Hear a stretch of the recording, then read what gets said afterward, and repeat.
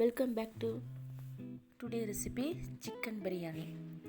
Chicken பிரியாணிக்கு தேவையான பொருட்கள் லவங்க, பட்டை, ஏலக்காய், சோம்பு, இது எல்லாம் போட்டு நல்லா மிக்ஸ் பண்ணிடலாம். நல்லா ரோஸ்ட் ஆகும்போது நம்ம வெங்காயத்தை ஆட் பண்ணிடலாம்.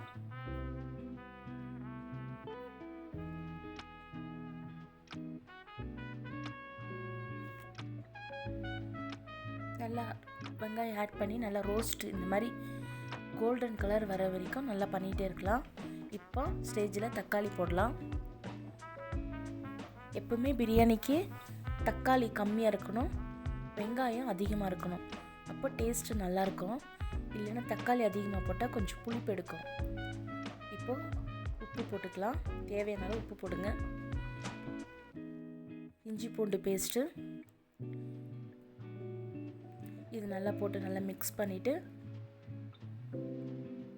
அந்த எண்ணெய் பச்சை ஸ்மெல் வர வரைக்கும் நல்லா ஃப்ரை பண்ணிக்கிட்டே இருக்கலாம். இப்போது 1/2 கிலோ சிக்கன் எடுத்துருக்கேன், அதை கூட இது சேர்த்து மிக்ஸ் பண்ணிடலாம்.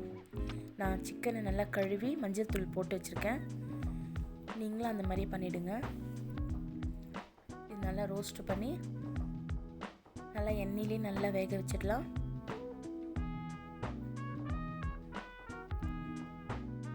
இப்போ தேவையான மசாலா போடலாம். நான் கொஞ்சம் கரம் மசாலா போட்டிருக்கேன், சிக்கன் மசாலா,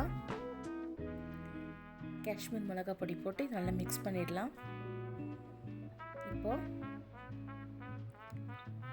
நான் பாஸ்மதி ரைஸ் அரிசி எடுத்திருக்கேன். இதுக்கு அரிசி நம்ம நார்மலாக எடுக்கிற மாதிரி தண்ணி வைக்கக்கூடாது. பாஸ்மதி ரைஸுக்கு 1 டம்ளர் 2 டம்ளர் அரிசி எடுத்தால் 1 டம்ளர் தண்ணி தான் வைக்கணும். ஏன்னா இது குழஞ்சிரும், அதனால் நம்ம தண்ணி கொஞ்சம் கம்மியாக வைக்கணும். இப்போ பாருங்கள், நல்லா கொதி வந்திருக்கு, பச்சை ஸ்மெல் போயிடுச்சு பாருங்கள். இப்போ உப்பு இருக்குதான்னு டேஸ்ட் பண்ணிடுறேன், எல்லாமே கரெக்டாக இருக்குது. இந்த ஸ்டேஜில் நான் அரிசி போடுறேன்.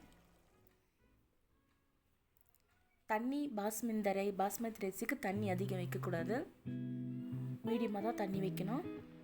நான் 2 சொம்பு எடுத்திருக்கேன், அதுக்கு 1 சொம்பு தண்ணி நான் வச்சுருக்கேன்.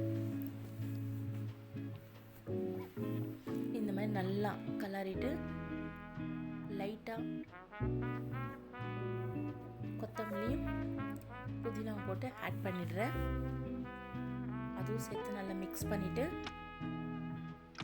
இப்போ நான் குக்கர் விசில் போடல, குக்கர் மேலே மூடுறேன், டம் கட்டி மூடுறேன். பாருங்கள் சாப்பாடு எப்படி வந்திருக்கு பாருங்கள். ரைஸு சிக்கன் பிரியாணி பிடிச்சிருந்தா லைக் பண்ணுங்கள், ஷேர் பண்ணுங்கள், சப்ஸ்கிரைப் பண்ணுங்கள்.